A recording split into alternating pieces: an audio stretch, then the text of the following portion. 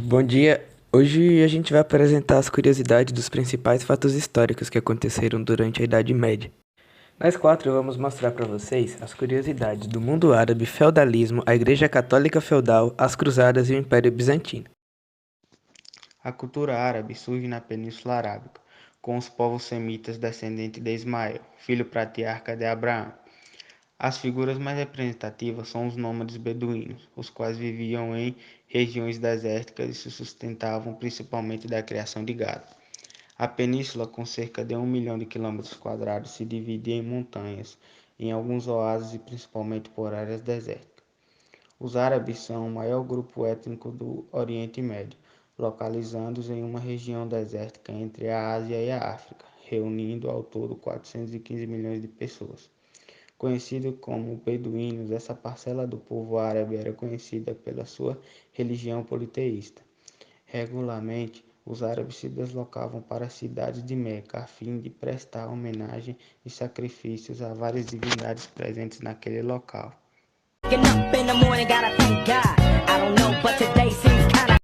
Começando pelo feudalismo, que teve seu início, quando o Império Romano decaiu, junto com as invasões germânicas e a crise escravista, que fizeram o povo não ter mais fé, no rei, porque ele não estava dando conta de tudo aquilo. Ia decair, ia cair o império. Então eles fugiram para a zona rural, onde não havia guerras, porque as guerras centralizavam as cidades.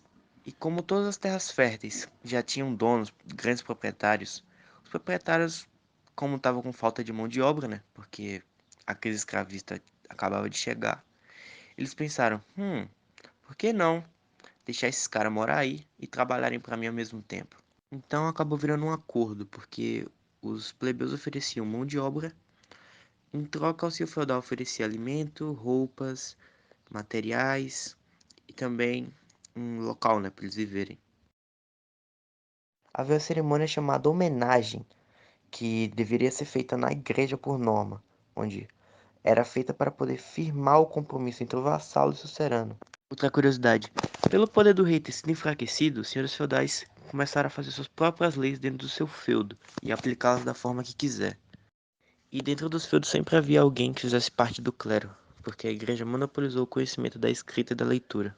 A igreja nessa época era chamada de Grande Senhora Feudal, porque ela detinha enorme quantidade de terras férteis, que eram dadas pelos fiéis e pelo rei.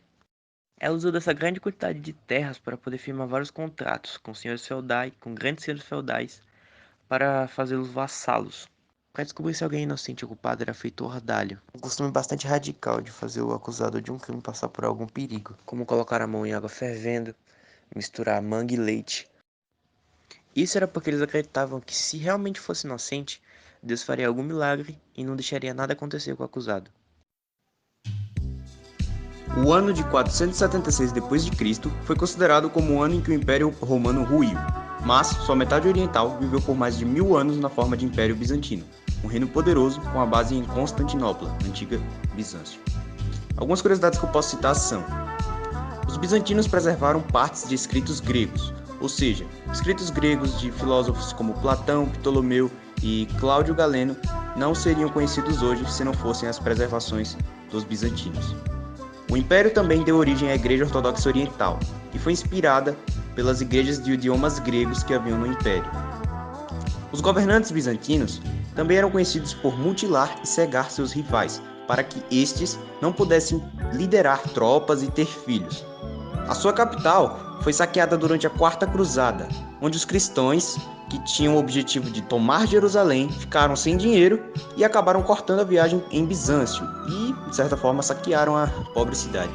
A invenção do canhão contribuiu para a queda do Império, pois essa arma foi usada pelos turcos que, após bombardearem as muralhas, abriram uma fenda e invadiram a capital, fazendo os habitantes reféns e matando o último imperador bizantino, Constantino IX.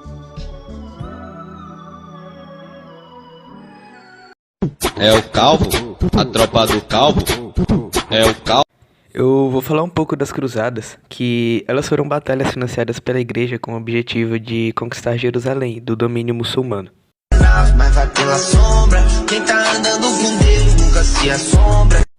Além de guerreiros, Muitos camponeses, religiosos e aventureiros foram lutar mesmo sem preparo, pois a igreja prometia que quem lutasse nas cruzadas teria seus pecados perdoados.